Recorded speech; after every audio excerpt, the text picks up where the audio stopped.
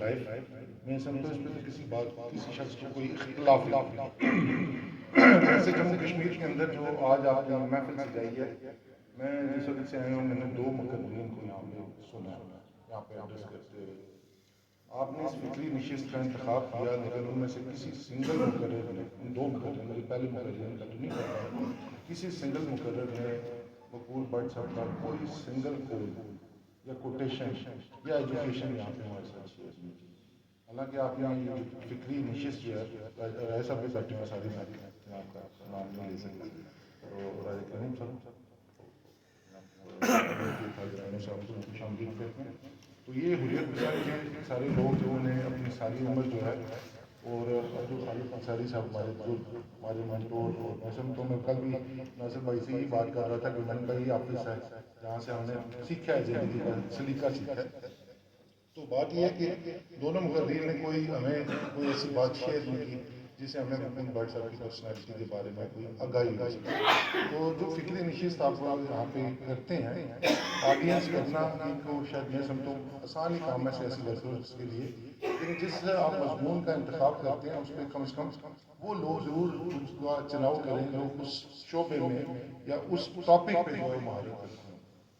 اور یہ لاجک دیکھیں، اس وقت دنیا اتنی تیزی سے بدل رہی ہے، اتنی تیزی سے بدل رہی ہے کہ کسی سنگل خیال پہ آپ ایبسولوٹلی کسی پوائنٹ کے ساتھ ایگری جو ہے کسی بندے کو فورس نہیں کر سکتے. جو آپ کی بات جو ہے وہ زبردستی آپ کی اتنی تیزی سے بدل رہی ہے. 4 5 6 منٹ نیچے اس دن ناصر بھائی کے ساتھ یہ سنوں تو جناب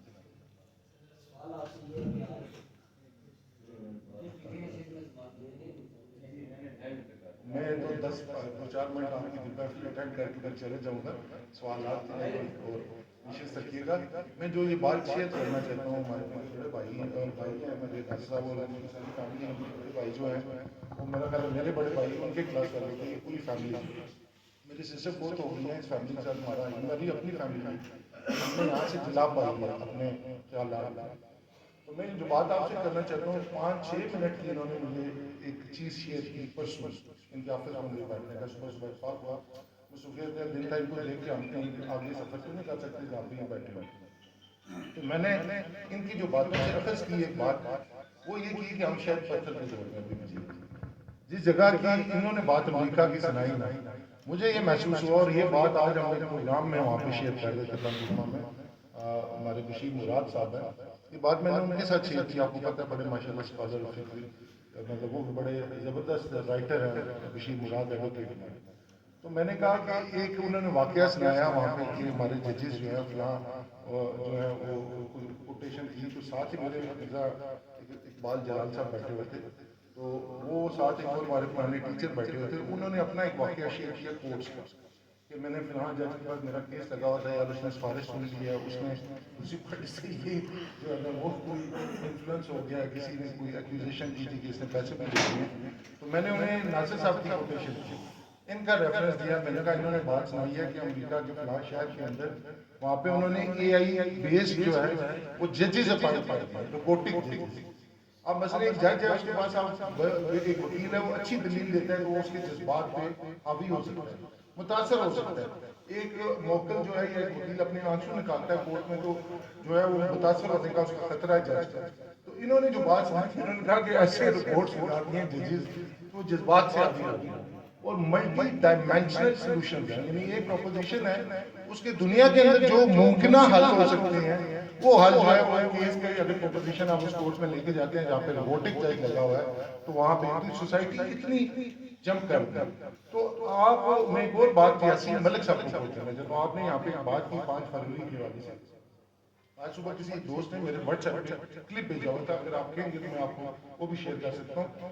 اور بھیجنے والے ہیں وہ ہمارے تحریکی بجلی کی تحریک جو چلی آصف بٹ صاحب، آپ اسے کنفرم کریں گے. 2 منٹ اور کچھ سیکنڈ کا وہ تھا کلپ، یاسین ملک صاحب 5 فروری کے حوالے سے وہ کلپ. اب مجھے نہیں پتا کہ وہ ریسنٹلی ہوگا، ڈیفینیٹلی جیل کے اندر ہیں تو کوئی پرانا تھا تھوڑا، لیکن اس میں ان کے جو بال ہیں ان سے عکاسی ہو رہی تھی کہ یہ کوئی بہت زیادہ ناٹ ٹو ڈسٹینس ہے، بہت پرانا نہیں ہے، ریسنٹلی ہوگا کوئی سال یا 2 سال پہلے کا یا 3 سال پہلے، جتنا عرصہ سے ہوا اس سے پہلے کیونکہ ایج سے اندازہ ہوگا. تو انہوں نے تو شکریہ ادا کیا پاکستانی قوم کا. انہوں نے تاجروں کا شکریہ ادا کیا، انہوں نے شاپ کیپرز کا شکریہ ادا کیا، انہوں نے پاکستانی قوم کا شکریہ ادا کیا کہ جنہوں نے 5 فروری کے اوپر اپنے بزنسز کلوز کیے اور کشمیریوں کی تحریک آزادی کشمیر کی حمایت کی۔ آپ مجھے یہ بتائیں کہ اگر ہم اپنی تحریک آزادی کشمیر کی تو بات کریں، لیکن اس بات میں اگر ہم کسی کو گالیاں نکالیں یا کسی کو ڈائریکٹلی برا بلا کہیں گے تو کون ہماری دنیا کے اندر ہماری پڑے گا؟ میرا آپ سے صرف ایک کوشچن ہے جو میں ریز کرتے جا رہا ہوں، اس کو سنیے گا۔ اختلاف رائے جو ہے اس کو برداشت کریں، اس میں ہم سارے شامل ہیں۔ میں نے اختلاف رائے کو برداشت کرنا سیکھا اپنی وکالت کے اندر 29 سال کی وکالت کے اندر۔ ناصر صاحب بھی اختلاف رائے برداشت کرتے ہیں۔ سیاسی کارکنوں کا یہ خاصہ ہوتا ہے کہ جتنا مرضی کوئی اختلاف رائے، آپ کی بات ہے یا حقیقت مبنی ہے تو کون اس بات سے ڈرائیو کر سکتا ہے؟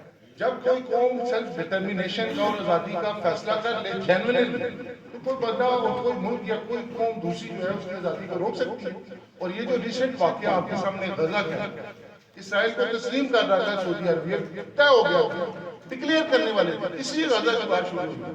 اور میں سلام پیش کرتا ہوں، جو قربانیاں وہ دے رہے ہیں غزہ والے، ہم بھی اسی کا کشمیری قوم دے رہے ہیں اور ان کی آواز سنی جا رہی ہے دنیا میں۔ بات آپ کی لیگل بھی سنی جائے گی، صحیح بات جو آپ کریں گے وہ سنیں۔ بات جب آپ کی صحیح ہے تو آپ کو شک اور شبہ کرنے کی ضرورت ہی کوئی نہیں، اور انڈیسنٹ ہونے کی کیا ضرورت ہے؟ یہ بھی میں کوٹ کرنا چاہتا ہوں، یاسین ملک صاحب نے ایڈریس دیا تھا قائد-اعظم اسٹیڈیم میں، اس جلسے میں نے پورا جلسہ ہوتا کیا، میں نے ان کی پوری اسپیچ سنی۔